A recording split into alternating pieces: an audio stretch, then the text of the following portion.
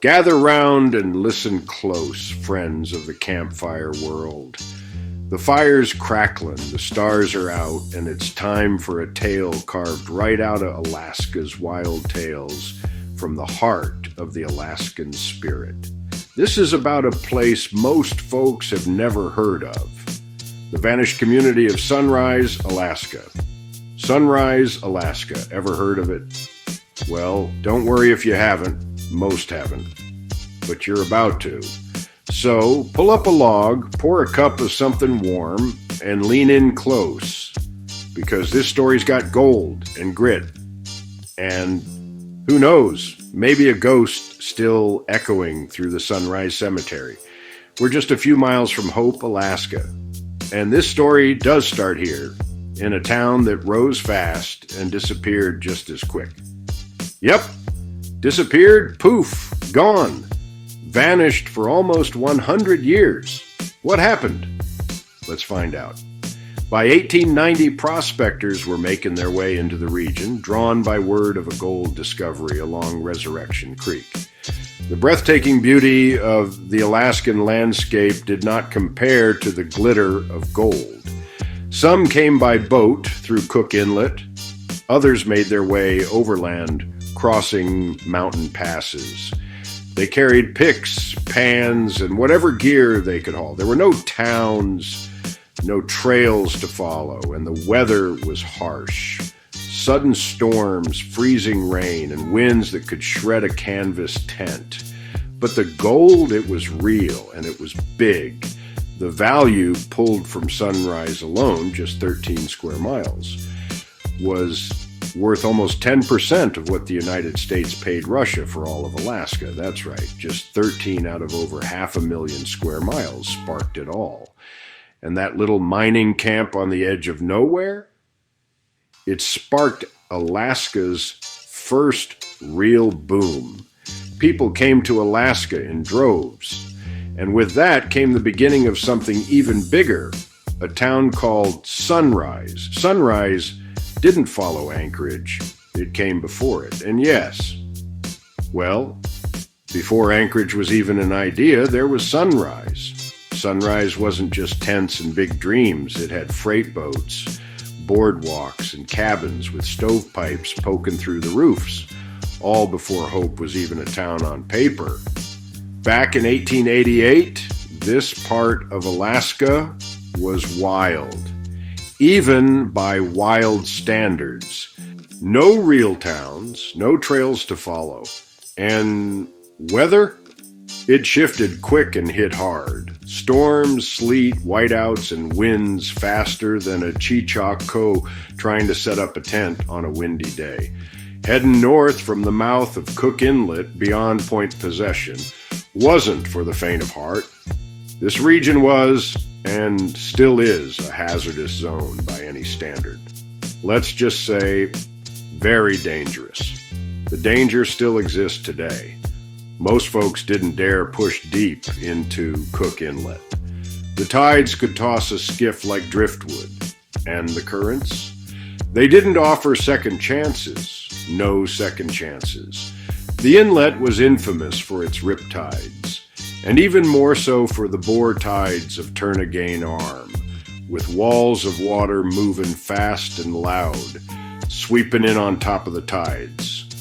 Before Sunrise, the Cook Inlet area had already seen another kind of rush many, many decades ago. In the 1700s, there was once a Russian fur trading outpost right in the mouth of the Cook Inlet. Now, if you're looking in the Cook Inlet, there is a place called Point Possession, a significant trading location way back when. My point is, the small Russian outpost was already established when Captain Cook showed up in 1778. Yep, 1778. There's a different story about that. And just a sidebar note for you history buffs, Sitka was the capital of Russian America since 1808. Now, back to 1888, Sunrise in the territory of Alaska, within the 38 United States. So, yeah, rough, remote, and ruled by the elements. But out of this great land, Sunrise rose. While the land was still untamed and the gold just a whisper, two men made their way in, Charles Miller and Alexander King. They weren't following maps because there weren't any reliable ones to follow. This was 1888, and they were working off creek drainages, distant landmarks, and whatever word of mouth they could gather from trappers, natives, or the odd sourdough passing through.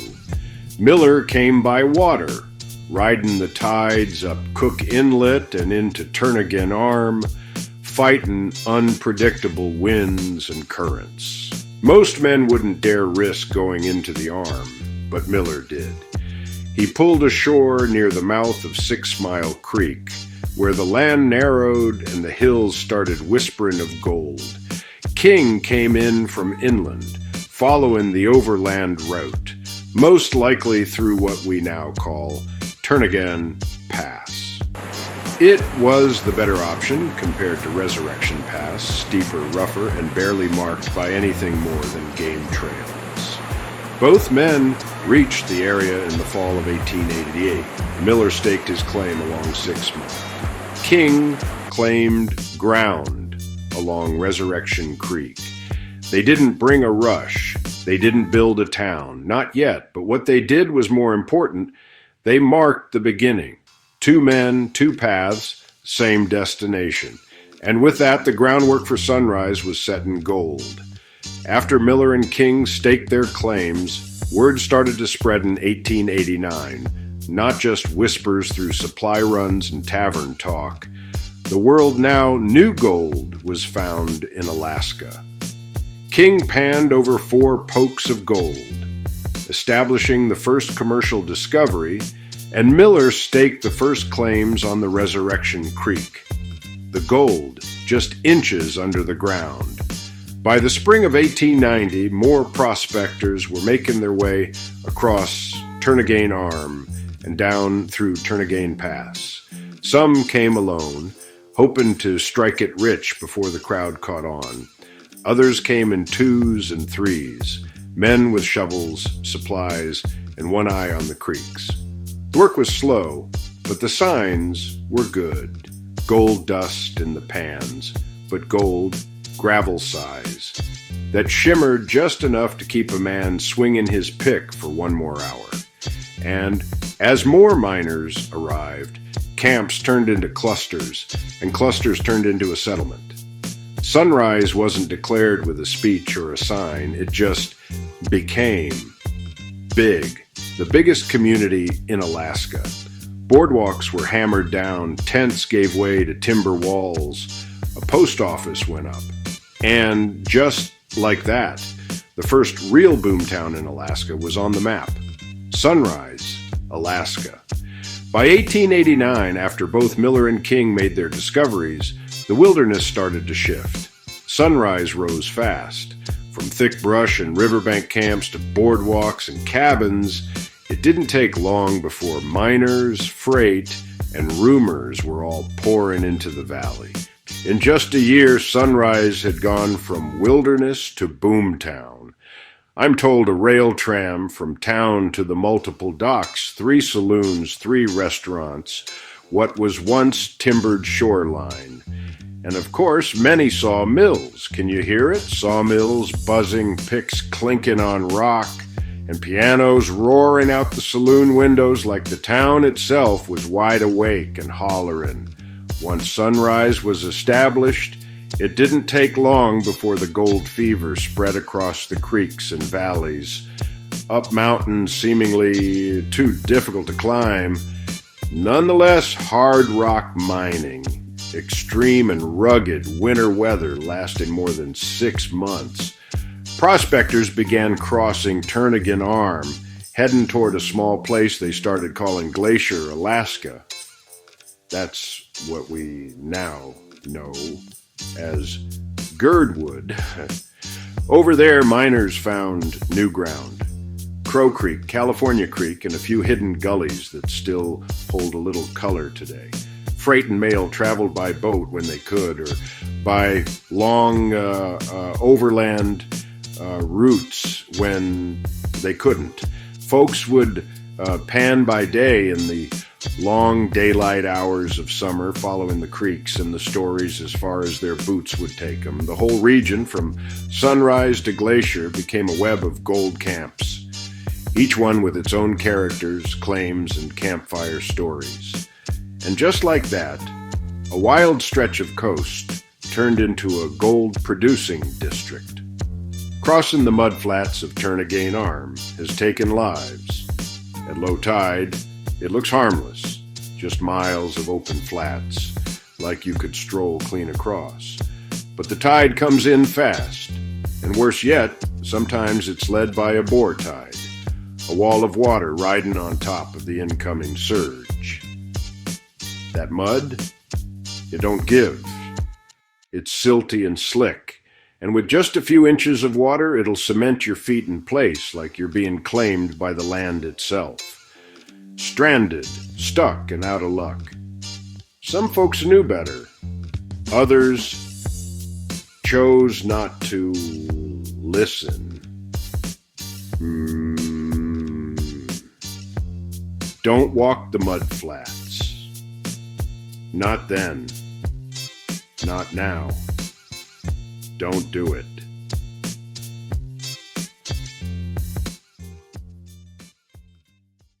So, what happened next? Boom! Hundreds of miners and workers poured in this rugged land. For the next 5 years, they worked the valleys hard. Long hours in a brutal Alaskan day. Summers meant heat, bugs, and endless sunlight beating down. Winters brought snowdrifts up to the eaves, and wind that howled like it had teeth. There were no shortcuts, no machines, at least not early on. It was all hand tools, grit, and hope. Some struck it rich, most didn't. But the town held together because, for a while, the gold kept coming. It wasn't just a boom, it was a big boom, heard in Seattle and San Francisco. It was a daily grind in the last place anyone thought a real town could survive. And survive it did not. Sunrise slipped into nothingness, literally within 10 years. Gone. Why did Sunrise evaporate without a sunset? Here's what happened. Well, ironically, gold. In 1896, a bigger gold strike was made over in the Klondike, Yukon Territory. News traveled slow back then. Took over a year later to reach Sunrise.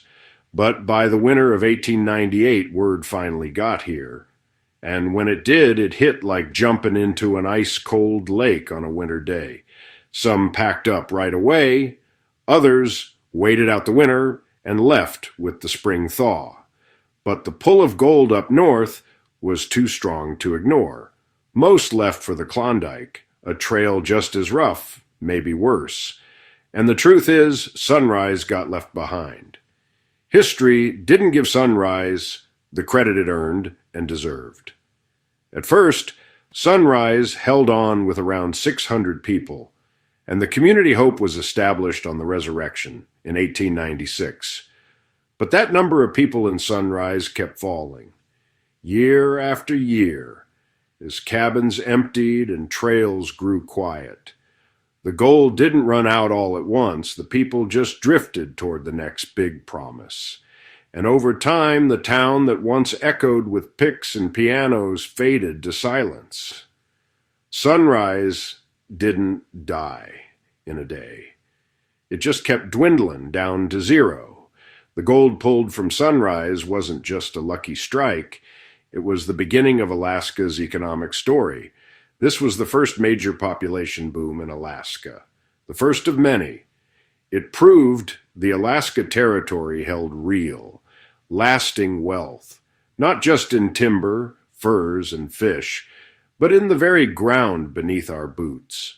It came years before the Klondike made headlines, and over a century before the rest of the world started paying serious attention to what lay beneath Alaska's soil. And there is so much more to come. The value pulled from just 13 square miles of the Sunrise area was worth more than 10% of what the U.S. paid for all of Alaska in 1867. Think about that. One small and tiny corner of Alaska helped justify the purchase of an entire frontier, and it didn't stop at dollars and dust. This boom of civilization echoing across the world, this bold push of adventurers into the wild, it lit more than just mining camps. It lit a fire in the bold hearts of writers, storytellers, and artists. Oh yeah, almost forgot. I mentioned earlier that it wasn't the beauty that brought folks here first. It was the gold. But in the years that followed, long after the picks went quiet, others came, drawn by what was left behind, the light, the silence, the scale of it all. One of those people was Sidney Lawrence, the painter who stepped off a ship in 1904 and never looked back. He didn't come for the rush. He came for what the gold had revealed, a land worth remembering, a place too wild, too beautiful, and too captivating to ever truly let go. The extremely unique beauty of Alaska. Was Sunrise's real legacy the gold, the strike that put Alaska on the map, or the beauty, the kind that stayed long after the gold was gone? Or maybe, just maybe, it was the people who stayed behind, the ones who didn't leave when the headlines did, the ones who called this wild place home long after the rush was over. Thanks for sitting with me round the campfire, folks. The embers are glowing low, and it's about time to call it a night. Now you've heard the story of Sunrise, the town that helped put Alaska on the map, whether for the gold, the beauty, or the people who stayed long after the rush was gone. But before we pack it in, let me give you a little teaser for our next campfire chat.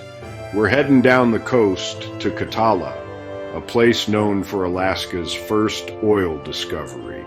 But that's not the real story. The real story lies in the iron rails they tried to lay, a railroad built not just for oil, but to reach Alaska's richest copper country deep in the Wrangell Mountains.